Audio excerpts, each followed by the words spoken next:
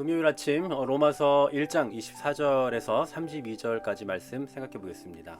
앞서 어제 말씀까지 보면 하나님 앞에서 행해지고 있는 어떤 그런 죄의 실상에 대해서 고발을 했는데요. 오늘 또 계속해서 생각해 볼 24절부터 32절까지의 말씀에서도 더 구체적으로 사람의 그 실상에 대해서 잘 보여주고 있습니다. 먼저 첫 번째로는 25절 말씀해 보시면요, 그들이 하나님의 진리를 거짓 것으로 바꾸어 피조물을 조물주보다 더 경배하고 섬긴다라고 말씀합니다. 인간은 하나님을 떠남으로 인해서 온갖 종류의 우상들을 다 섬겨내고 다 만들어내죠. 바울 당시에는 더더욱 그랬을 겁니다. 아마도 헬라인들이 신전을 만들어 놓고 그리스 로마에 나오는 존재하지도 않는 각종 신들을 다 만들어서 숭배를 했잖아요. 그리고 그런 것들을 훗날까지 예술이라고 말하면서 그렇게 높여 칭송하지 않았습니까? 여러분, 사람이요, 우상을 만드는 그 목적은 매우 분명합니다. 성경에서 그 목적을 아주 분명하게 가르쳐주고 있는데, 예를 들면 신명기 5장 8절에 보시면 자기를 위하여 새긴 우상이라고 말하죠. 결국 사람이 우상을 만드는 이유의 그 목적, 자기를 위함이에요. 또 호세아서에도 마찬가지입니다. 이제도 그들은 더욱 범죄하여 그 은으로 자기를 위하여 우상을 부어 만든다. 또 자기의 정교함을 따라 우상을 만들어요. 그러니까 인간 스스로 자기 자신이 더 잘 되고 싶어하는 그 마음에 이런 우상을 만들어내는 거죠.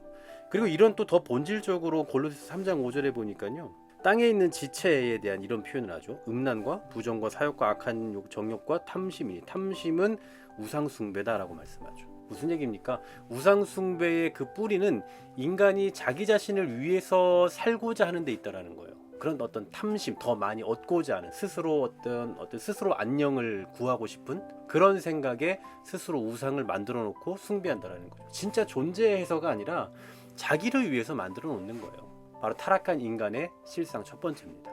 자, 두 번째로 또 보시면 26절 27절에 보시면 하나님께서 그들을 부끄러운 욕심에 내버려 두십니다. 그래서 여자들도 순리대로 쓸 걸 영리로 쓰고요, 남자들도 순리대로 순리대로 여자 쓰기를 버리고 서로 향하여 음욕이 불릴 듯한다라고 말씀해요. 자, 성적인 방종을 말하고 있습니다. 남자든 여자든 모두 다 어떤 순리를 버리고 그걸 영리로 사용하고 있다라고 말해요. 쉽게 말해서 동성애를 하고 있는 거죠.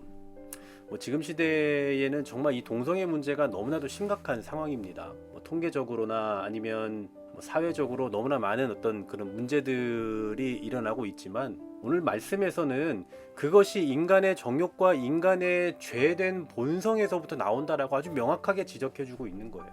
그러니까 여러분, 정상적이다, 비정상이다, 순리다, 영리다 하는 이런 말은 사회학적인 어떤 관점에서 말하고 있는 게 아닙니다.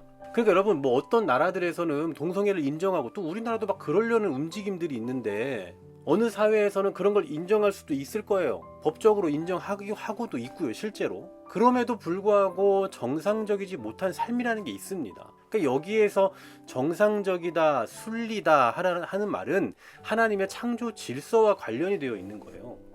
이게 사회학적으로 정상이다, 비정상이다 이걸 말하는 게 아니라 하나님의 창조 질서와 관계되어 있는, 그러니까 반대로 영리다라는 것은 하나님의 창조의 질서에 어긋난다라는 것을 말하는 거죠. 그래서 교회가 동성애를 죄라고 말하는 건 여기에 있는 거예요.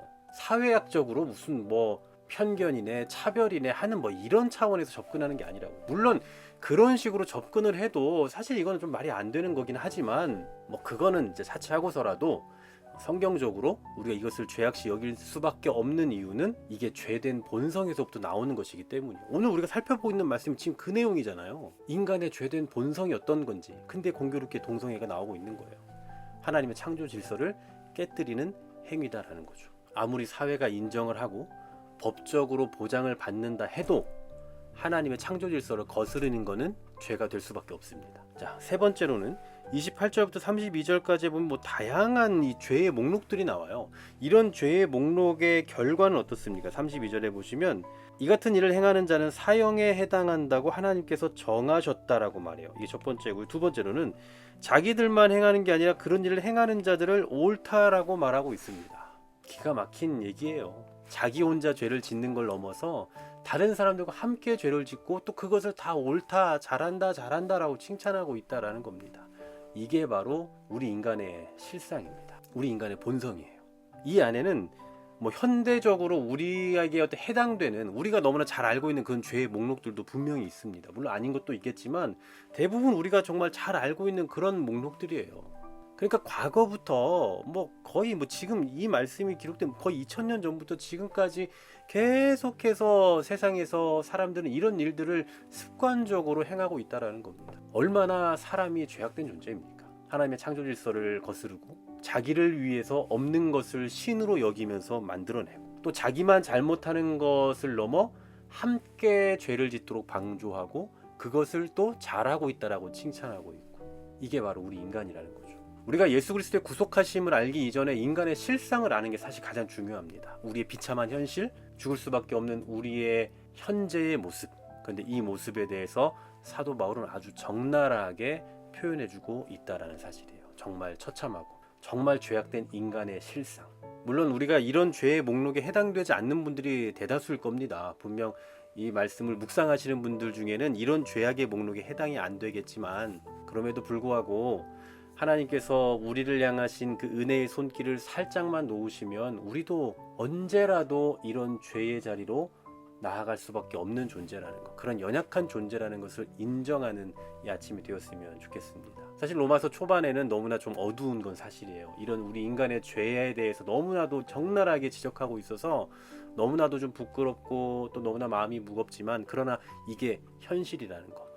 하나님이 우리에게 찾아오시기 전에 예수님이 우리를 위해 죽으시기 이전의 상태는 이렇게 비참한 현실이라는 것. 지금도 우리를 향한 은혜의 손길을 조금만 놓으시면 이렇게 될 수밖에 없는 존재라는 것. 그런 우리의 인간의 비참함을 인정하는 이 아침 되시고 그러므로 더더욱 예수 그리스도를 의지하는 길로 나아가는 우리 모두가 되시길 간절히 소망합니다. 하나님, 우리는 주의 은혜가 아니면 도무지 살아갈 수 없는 자임을 다시 한번 생각하고 기억할 수 있게 하여 주시옵소서. 주의 은혜로 여기까지 왔습니다. 주님의 은혜의 돌보심으로 인해 지금도 우리가 견디며 살아갑니다.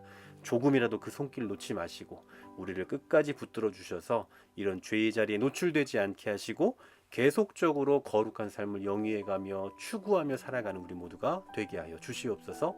예수 그리스도 이름으로 기도하옵나이다. 아멘.